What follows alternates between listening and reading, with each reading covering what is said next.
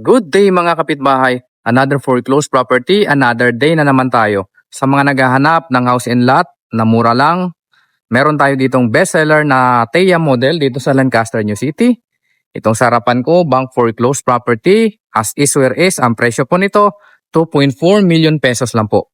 Ang kagandahan dito kasi nasa main road po tayo, pakita ko lang sa inyo ang community. Ayan, yun po ang gate ng subdivision at dito sa kabilang side meron pang isang gate. So tagusan po ang ating gate, no? At isa sa maganda dito kasi hindi pa natirahan yung bahay at nasa main road lang ito. Ang lot area natin dito is 60 square meter and the floor area of 60 square meter, 3 bedroom, 2 toilet and bath and 1 car garage. Hindi pa natirahan yung bahay, 2.4 million, as is where is. Pasukin agad natin. So yung property line ninyo magmumula dyan sa pader ng kapitbahay hanggang dito po sa poste na ito. Hanggang doon naman ang car garage natin. So kasyang-kasya dito kahit SUV, no? Kasi malaki yung frontage ng bahay ninyo. At maganda dito kasi hindi pa ito natitirahan, walang tagas ng tubig. Panalo kayo dito sa presyo ng 2.4, 20% down payment, 80% bank loan, up to 10 years to pay. So ang kagandahan doon kasi saglit mo lang babayaran yung 10 years, no? Sa mga nagmamadaling lumipat, perfect para sa inyo ang property na ito. Kasi pag nakabayad na kayo after 1 month ng 20% down payment, ay ma-turnover na sa inyo yung property. Pasukin na natin yung property. So ganito po yung itsura. Hindi pa po ito natitirahan. Walang tagas ng tubig. Yeah. So bare finish po ito. Kapag bumili kayo sa developer ay bare din yung ito turnover sa inyo. Ganito po ang turnover ng developer. Ang pinagkaiba lang sa bank foreclose at sa developer, mura po ang bank foreclose natin. So ang presyo po nito pag bumili kayo sa developer nasa 3.9 million pesos na. Ito po ay 2.4 million pesos na. Brand new yung bahay kasi hindi pa ito natitirahan. So ito yung bedroom number 1 dito sa ground floor. Kung may elderly kayong kasama sa bahay, perfect sa kanila to. Hindi na nila kailangan pumanik sa taas, okay? Walang tagas po ng tubig dyan. Yan, maluwag po itong Thea townhouse na ito, no? Maluwag siya.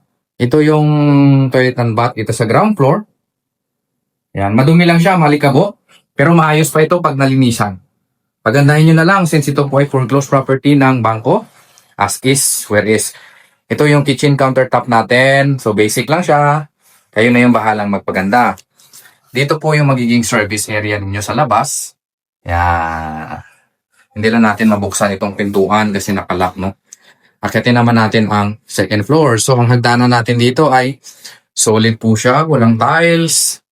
Kayo na yung bahalang magpaganda kasi mura na po ito sa 2.4 million pesos, no? Panalong-panalo kayo dito. Check natin yung kisame dito sa second floor. Walang tagas ng tubig. Ang toilet and bath dito sa second floor, ganito naman. Malaki po ito. Yan. Wala na kayong mahanap na Thea ngayon na 2.4 kundi sa foreclosed na lang. Brand new pa ito. Ang fixtures natin, toilet bowl, malikabok lang yan. Pero pag nalinisan ninyo yan, maganda yan. Ito yung isang bedroom. Hindi lang natin mapasok kasi nasira. Pero pag na-turnover sa inyo ito, papalitan na lang natin, okay? Ito yung isang bedroom. Yan. Wala pong tagas siya ng tubig. Makinis, wow. Kasyang-kasyang king or queen size na kama dito. Panalo kayo sa unit na to talaga. Kung interested kayo dito, kontakin nyo agad ako. Diba? May balcony yan dyan sa kabilang kwarto. At isa sa maganda dahil main road po ito. Kung gusto nyo mag-inquire sa property na ito, bank foreclose, 20% down payment, 50% bank loan, up to 10 years lang tayo dito, okay? Mabilis lang matapos. At kung gusto nyo ng hindi binabaha at mabilis na turnover, mag-foreclose property na kayo. Kontakin nyo lang po ako. Nasa screen ko lang ang number po naman lang ito, okay?